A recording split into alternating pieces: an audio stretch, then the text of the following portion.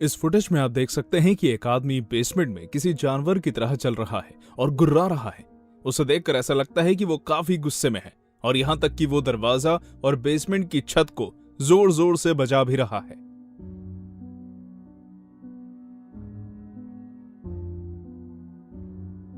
जो मैं आपको बताने जा रहा हूं वो कुछ साल पहले हुआ था, जब मैं 13 साल का था। दरअसल मैं अपने भाई बहनों में सबसे बड़ा हूं।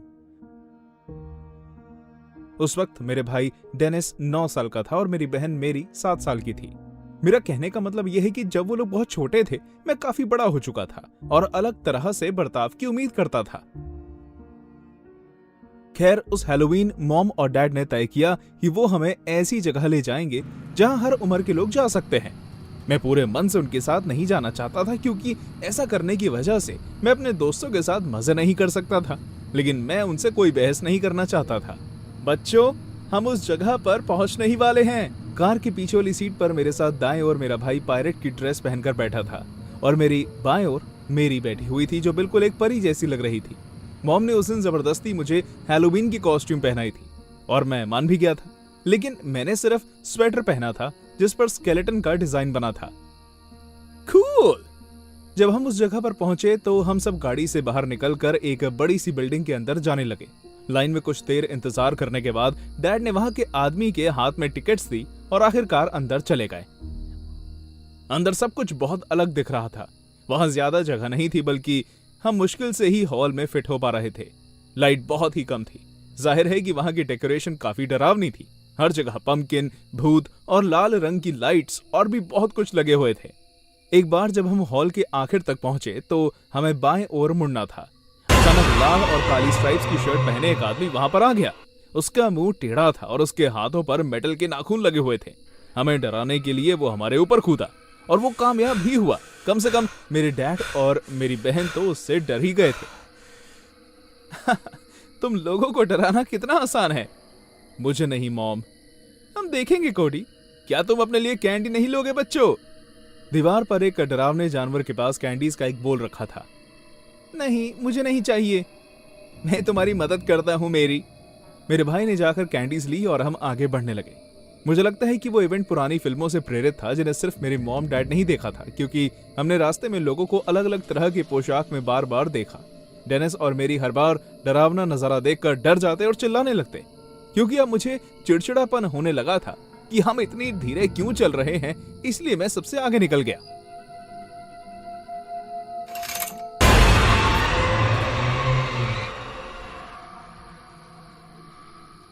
तैरने का समय है कोडी। अचानक मैंने अपने पीछे अपने डैड की आवाज सुनी और उसके बाद डेनिस और मेरी की चीख।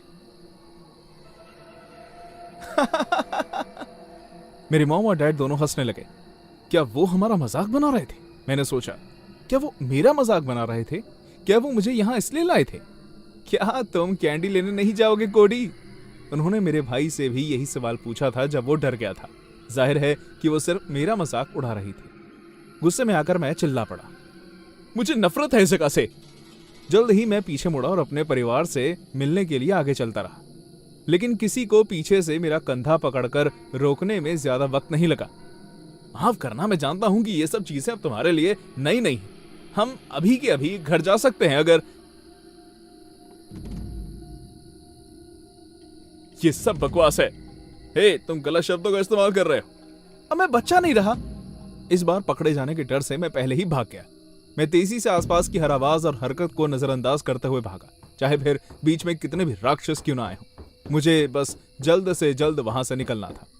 कुछ देर के बाद मैंने देखा कि मेरे सामने एक ऐसा रास्ता था जो आम नहीं दिख रहा था और उसे किसी चीज से छुपाकर रखा हुआ था।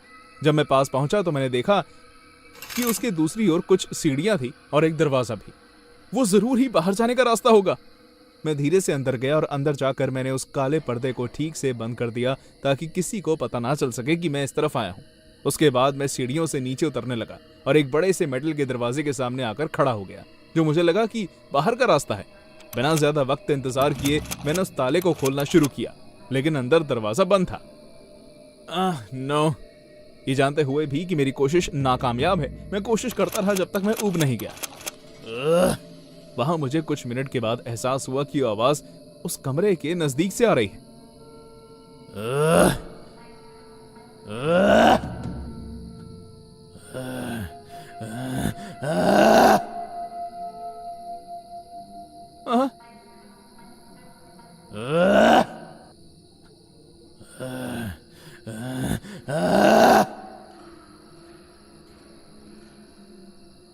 ये सब भी हमें डराने की कोई चाल है? मैं उस हॉल में चलता रहा। उसके बाद मैं बाएं ओर मुड़ गया। एक बार के लिए मुझे लगा कि इसके बाद रास्ता बंद है, लेकिन दाएं ओर एक और दरवाजा था। ये वाला दरवाजा लकड़ी का बना था और पुराना था, इसलिए मैं कुछ देर की कोशिशों के बाद कामयाब हुआ। उस कमरे में चारों तरफ पुराना फर्नीचर पड़ा था, लेकिन क्योंकि वहां अभी काफी जगह थी, इसलिए मैंने आगे तक जाकर देखने का फैसला किया। मैं बस वहां से चलने ही वाला था कि अचानक मेरे सामने एक आदमी जो गंजा, पतला, फीके चेहरे वाला और बिना कपड़ों के एक दीवार के पीछे से रेंगता हुआ आया। मेरा दिल जोर जोर से धड़कने लगा। अब ये डरावना नहीं है, तुम जानते हो ना, ये बहुत ही अजीब है। ये जगह बहुत ही बेकार है। बंद करो, मैं यहां से पहले ही बाहर निकलना चाहता हूं। अचानक वो प्राणी उछलने लगा और छत पर हाथ मारने लगा। उसे इस तरह बेकाबू और गुस्से में देखने के बाद मैं बहुत डर गया, इसलिए मैं घूमा और मैंने दरवाजा खोलने की कोशिश की, लेकिन वो बंद था। नहीं, नहीं। मेरे पैरों तले जमीन खिसक गई। अचानक मेरा ध्यान गया कि उस आदमी ने गुर्राना बंद कर दिया है, और तभी मैं अपने दाएं ओर बनी शेल्फ के पास गया ताकि मैं उसे टाप कर वहां से उस प्राणी का सामना किए बिना निकल सकूं।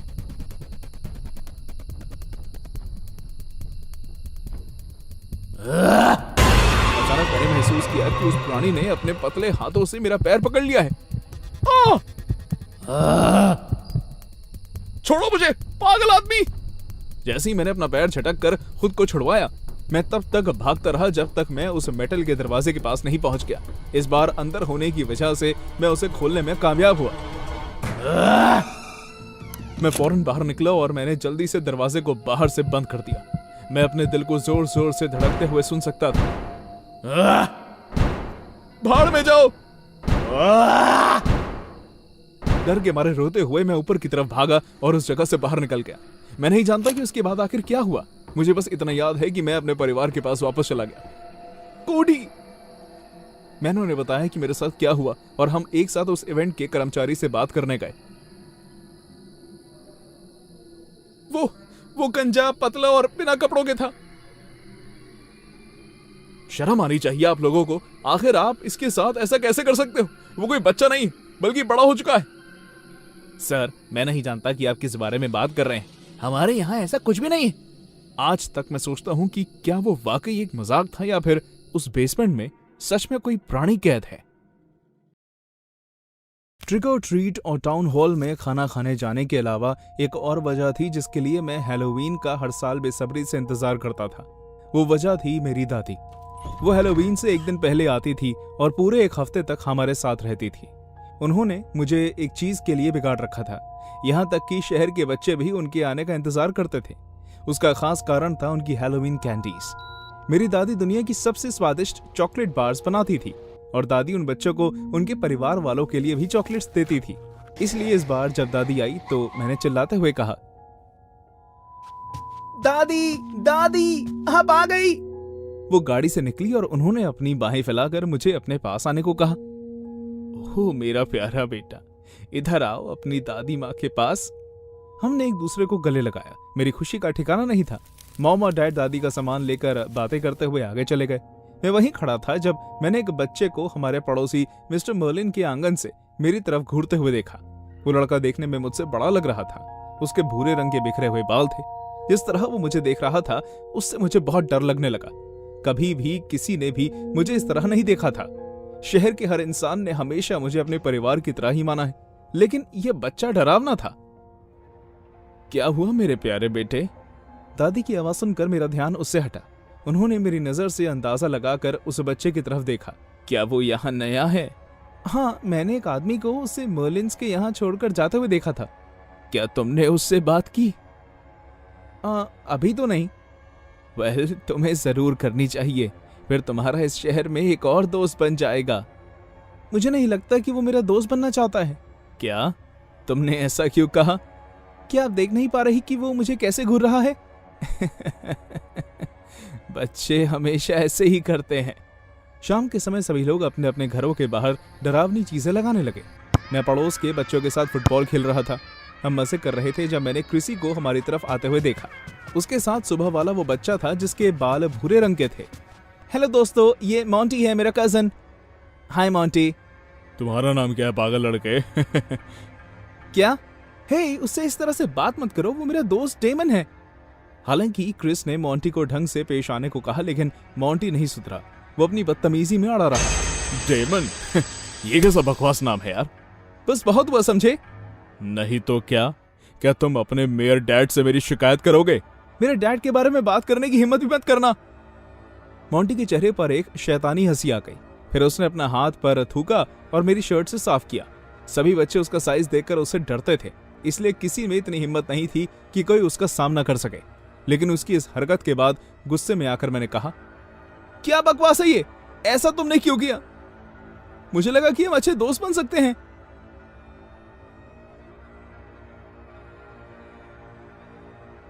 ऐसा कहते हुए उसने मुझे धक्का दिया और मैं पीछे पड़े पानी और कीचड़ के ढेर में जा गिरा। कीचड़ वाले पानी में गिरने की वजह से मैं पूरा गंदा हो गया। मॉन्टी मुझसे कई ज्यादा ताकतवर था, इसलिए मैं वहां से भाग गया। दरअसल मैं घर चला गया। मैं पीछे से उसकी बेइज्जती करते हुए फोटो देख सकता था। वो बच्चा बहुत ही बड़ा बुली था और मैं नहीं जानता था कि उसे कैसे सुधारा जाए। जब मैं घर लौटा तो दादी किचन में कैंडीज बना रही थी। मेरे पेरेंट्स बाहर गए हुए थे, इसलिए किसी को अपने पास ना पाकर मैं जोर जोर से रोने लगा। मुझे रोता हुआ सुनकर मेरी दादी फौरन किचन से बाहर आ गई। क्या हुआ? ओह नहीं, क्या तुम्हारा एक्सीडेंट हुआ है? उसने मुझे धक्का दिया और मुझ पर थूका भी। क्या? किसने किया तुम्हारे साथ ऐसा डेमन? वो नया बदतमीज लड़का। मैं उससे नफरत करता हूँ दादी। आज तक किसी भी बच्चे ने मेरे साथ ऐसा बर्ताव नहीं किया। अब मुझे उसका दोस्त नहीं बनना। मैंने दादी को गले लगाया और फिर जोर जोर से रोने लगा। उन्होंने मुझे शांत किया और कहा, फिक्र मत करो, वो तुम्हारे साथ अच्छा बर्ताव करेगा। मैं उससे बात करूंगी। क्यों ना तुम आज रात उसे खाने पर बुला लो। क्या? लेकिन उसने जो मेरे साथ किया वो तो। बस अपनी दादी पर भरोसा रखो। जाओ जाकर उसे रात के खाने का निमंत्रण दे दो। तुम्हारे पेरेंट्स देर रात तक घर नहीं आएंगे। हम मिलकर मजे करेंगे। हालांकि मैं अपनी दादी की बात से बहुत ही ज्यादा हैरान था, लेकिन मैं इस दुनिया में उनसे ज्यादा और किसी पर भरोसा नहीं करता था। मैंने कपड़े बदले और मिस्टर मोलिन के घर गया। मॉन्टी ने दरवाजा खोला और मुझे देखकर हैरान हो गया। शायद उसे लगा कि मैं उसकी शिकायत करने आया हूं, लेकिन जैसे ही मैंने उसे अपने साथ डिनर करने को कहा, वो भी हैरान हो गया। मिस्टर मर्लिन ने उसे उसी वक्त इजाजत दे दी और मैं मॉन्टी को लेकर घर वापस आ गया। मेरी दादी डिनर टेबल पर हमारा इंतजार कर रही थी। एक बार जब हम अंदर आए तो उन्होंने मॉन्टी का स्वागत किया। आओ बेटे, आओ। डेमन ने बताया कि तुम यहाँ नए हो। इस शहर के हर बच्चे को मेरे हाथ की कैंडीज पसंद है। क्या तुम चखना चाहोगे? कैंडीज? बस इतना ही? मुझे लगा कि तुम लोगों ने मुझे रात के खाने के लिए बुलाया है। प्लीज अब ये मत कहना कि तुम्हारी दादी भी तुम्हारी तरह ही पागल है। मैं उस लड़के की हिम्मत देखकर हैरान था। शर्मिंदगी भरी नजरों से मैंने दादी की तरफ देखा, लेकिन इस बार वो मुझे कुछ अलग नजर आई। उनके चेहरे पर हर वक्त जो मुस्कान रहती है, अब वो गायब हो चुकी थी। उनकी नीली आंखें ऐसे चमक रही थी जैसे रात के अंधेरे में सितारे। उनके चेहरे की झुर्रियां और गहरी हो गई जब वो एक शैतान की तरह मुस्कुराने लगी। फिर वो भारी आवाज में मंत्र पढ़ने लगी। जब चुड़ैलें सवारी करती हैं और काली बिल्लियां दिखाई देती तो चांद फुसफुसाता है, आ गया हैलोवीन। मेरी आंखों में देखो जैसे मैं तुम्हारी आत्मा को देख रही हूँ। तुम वैसे ही करोगे जैसे मैं कहूंगी, वही करोगे जो मैं कहूंगी। जब चुड़ैलें सवारी करती हैं और काली बिल्लियां दिखाई देती तो चांद फुसफुसाता है, आ गया हैलोवीन। मेरी आंखों में देखो जैसे मैं तुम्हारी आत्मा को देख रही हूँ।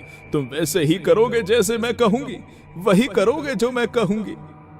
मैं नहीं जानता कि क्या हुआ, लेकिन जब दादी ये मंत्र बोल रही थी तो मैंने मॉन्टी के बर्ताव में बदलाव देखा। उसकी आंखें बदल गई। मैं देख सकता था कि उसकी आंखों में काले और सफेद रंग के गोले बनने लगे, जैसे किसी ने उसे मंत्रमुग्ध कर दिया हो। अचानक उसका शरीर अकड़ गया और उसने अपनी आंखें भी नहीं झपकाई। मॉन्टी? जी दादी। खुद को थप्पड़ मारो। जैसे ही दादी ने ऐसा कहा, मॉन्टी ने अपना दायां हाथ उठाया और कसकर अपने गाल पर एक थप्पड़ मार दिया। जोर जोर से हंसने लगी। अब से तुम डेमन के पक्के दोस्त बनोगे, ठीक है? ठीक है दादी। ओ माय, इसे क्या हो रहा है दादी? दादी मेरे पास आई, उन्होंने मेरा गाल खींचा और कहा, अब वक्त आ गया है कि तुम जान लो कि आखिर तुम कौन हो। आओ मेरे साथ। जब तक हम वापस नहीं आ जाते तुम किचन के सारे बर्तन धो दो, समझे? जी दादी। मेरा सर दर्द से फटा जा रहा था। मैं एक एक शब्द सुनकर हैरान था। मोंटी किचन में गया और किसी मशीन की तरह बर्तन साफ करने लगा। मैं दादी के पीछे पीछे बेसमेंट में गया। मुझे कुछ उबलने की आवाज आ रही थी और उसी के साथ साथ एक बहुत ही तेज बदबू भी। मॉम कभी भी मुझे बेसमेंट में नहीं जाने देती थी। उन्होंने कहा था कि वहां बहुत सारे चूहे हैं, लेकिन उस रात मुझे असली सच्चाई का पता लगा। बेसमेंट के बीचों बीच एक बहुत ही बड़ा बर्तन रखा हुआ था। उसके अंदर से हरे रंग का धुआं आ रहा था। इसमें उबल रही है इस शहर की मनपसंद चॉकलेट बार्स। कल से कभी भी कोई भी तुमसे बुरा बर्ताव नहीं करेगा डेमन। हमारे परिवार पर काले भगवान का आशीर्वाद है। जब से हम यहाँ आए हैं तो मैं हर हैलोवीन पर यहाँ आकर उस आशीर्वाद को ताज़ा करती हूँ। 10 साल? हम पिछले 10 साल से इन लोगों पर जादू करके इन्हें पागल बना रहे हैं क्या? हम हैं कौन दादी?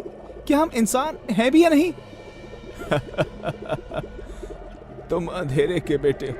हमारा पूर्वज सालों से अंधेरे के देवता की पूजा कर रहा है। हम इन कमजोर इंसानों से कहीं बड़े। हम इनसे वो सब करवा सकते हैं जो हम चाहें। मुझे अपने कानों पर भरोसा नहीं हो रहा था। ये सब एक सपने की तरह था। अब मुझे समझ में आ रहा था कि इस शहर में कोई हमसे पंगे क्यों नहीं लेता था। अब मुझे समझ में आया कि मेरे डैड मेयर कैसे बने। अब मुझे पता चला कि मेरे स्कूल का हर बच्चा मुझे अपना सबसे अच्छा दोस्त क्यों मानता था। ये सब एक झूठ था, लेकिन फिर भी मैं संतुष्ट था। मैं अपने लोगों के बीच सुरक्षित था। हम इस शहर में सुरक्षित हैं, इसलिए हम 10 साल पहले आकर यहाँ बस गए थे और तब से हम इस छोटे से शहर पर राज कर रहे हैं। हैलोवीन मुबारक।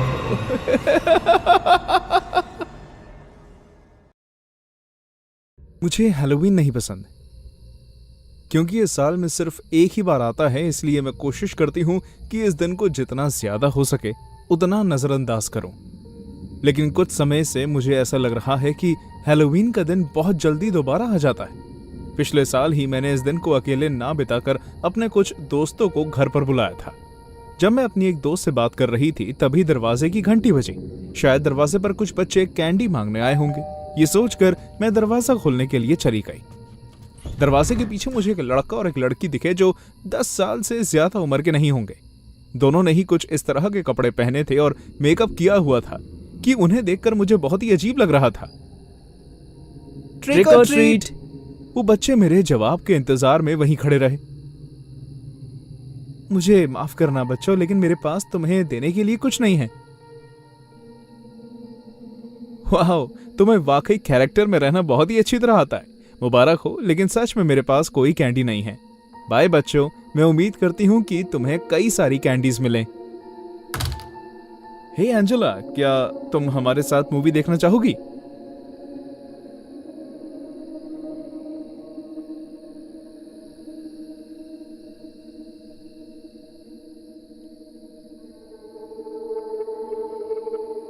क्या? मैंने जब खिड़की की तरफ देखा तो मुझे 2 छोटे छोटे सर निकलते हुए दिखाई दिए। ये वही बच्चे थे जो मुझे अभी दरवाजे पर दिखे थे। वो मेरी तरफ घूर रहे थे। उनकी बड़ी बड़ी आंखें मुझे एक शिकार की तरह देख रही थी।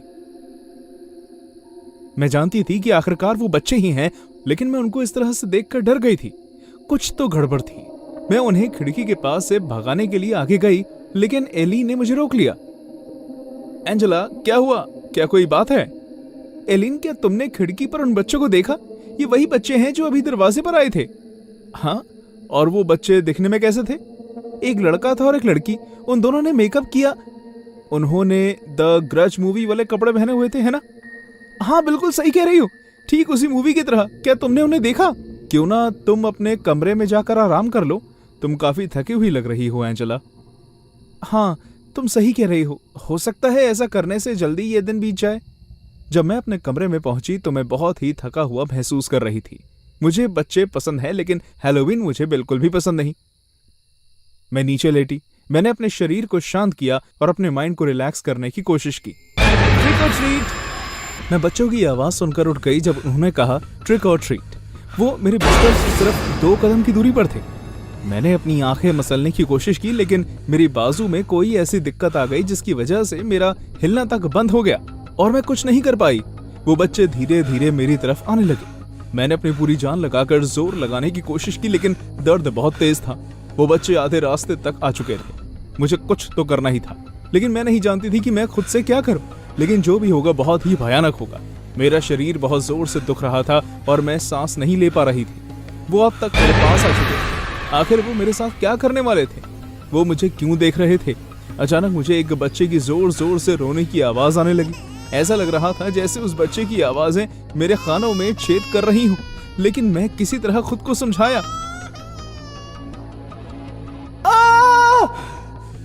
उस लड़के के पैर में अभी भी दर्द था, लेकिन मैं बच गई थी। वो बस एक बुरे सपने की तरह थे। ट्रिक और ट्रीट। आखिर हो क्या रहा था? उस वक्त मैं बस इतना जानती थी कि मुझे यहां से बाहर निकलना है, मुझे अपने दोस्तों को लेना है और फिर पता नहीं यहां से निकल जाना है। लेकिन ये सब मुमकिन कैसे था? मदद करो, कोई तो मदद करो, दरवाजा खोलो। वो दरवाजा अचानक खुला और दरवाजे की दूसरी तरफ ब्रूस था। मैंने भागने की कोशिश की, लेकिन उसने मुझे पकड़ लिया। एंजेला, क्या हुआ? लड़ने या गुस्सा होने की कोई जरूरत नहीं है। आओ हम चलकर किसी डॉक्टर से बात कराएं। डॉक्टर? मेरा मतलब है कि एलीन से। चलो चलते हैं। ब्रूस मुझे किचन में ले गया, जहां एलीन बैठी हुई थी, मेरा इंतजार कर रही थी। मैं जाकर कुर्सी पर बैठ गई, लेकिन वो मेरे पीछे खड़ा रहा। क्या सब कुछ ठीक है एंजेला? वो बच्चे अभी दरवाजे पर थे, लेकिन फिर उसके बाद खिड़की पर आए और फिर उसके बाद मैंने उन्हें अपने सपनों में देखा, लेकिन जब मैंने आंखें खोली तब भी वो मेरे पास ही थे। एंजेला, मैं चाहती हूँ कि तुम शांत हो जाओ। वहां कोई बच्चा नहीं था। यह सब तुम्हारा वहम है। लेकिन मैंने उन्हें देखा। एंजेला, हम सब तुम्हारे साथ खेल रहे हैं ताकि तुम्हें खुद ब खुद याद आ जाए, लेकिन अब यह खेल हाथ से निकल रहा है। तुम्हारे साथ जो भी हो रहा है उसकी जिम्मेदारी तुम्हें लेनी होगी। क्या मतलब है तुम्हारा? आज हैलोवीन नहीं है एंजेला, ना ही कल था और ना ही परसों। लेकिन तुम्हें याद करना होगा एंजेला, वो बच्चे जो तुम्हें दिख रहे हैं मर चुके हैं। तुमने मिसकैरेज की वजह से अपना बच्चा खो दिया और डॉक्टर ने बताया कि तुम अब कभी मां नहीं बन सकती। हैलोवीन के दिन कुछ बच्चों ने तुम्हारे दरवाजे पर खटखटाया और तुमने उन्हें किडनैप कर लिया। कुछ लोगों ने तुम्हें देखा, तुम गाड़ी में बैठकर फरार होने की कोशिश कर रही थी, लेकिन तुम्हारा एक्सीडेंट हो गया। दोनों बच्चे मर गए और तुम्हें काफी चोट आई, और तब से तुम यहीं हो। यहाँ? मैं इधर उधर देखने लगी। वो मेरी किचन नहीं थी, वो एक ऑफिस था। एलीन डॉक्टर के कोट में थी और ब्रूस उसके पीछे खड़ा था। उसने सफेद रंग के कपड़े पहने हुए थे और उसके बैच पर लिखा था सुरक्षाकर्मी। नहीं, मैं घर पर नहीं हूं। तुम्हें आराम करने की जरूरत है एंजेला। कल हम इस सपने के बारे में और ज्यादा बात करेंगे। ब्रूस सोने में इनकी मदद करने के लिए इन्हें सेडेटिव दे दो। कंफ्यूज होकर मैंने ब्रूस की तरफ देखा और उसने मेरी बाजू पर कोई इंजेक्शन लगा दिया, और उसके बाद अचानक मुझे नशा चढ़ने लगा। ब्रूस ने मुझे उठाया और मुझे अपने कमरे में ले जाने लगा।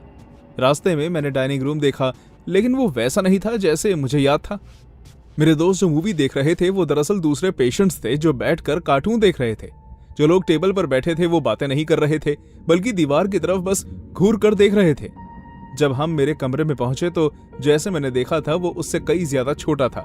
ब्रूस ने मुझे बिस्तर पर लेटाया और नींद के नशे में मैंने अपनी आंखें बंद कर ली।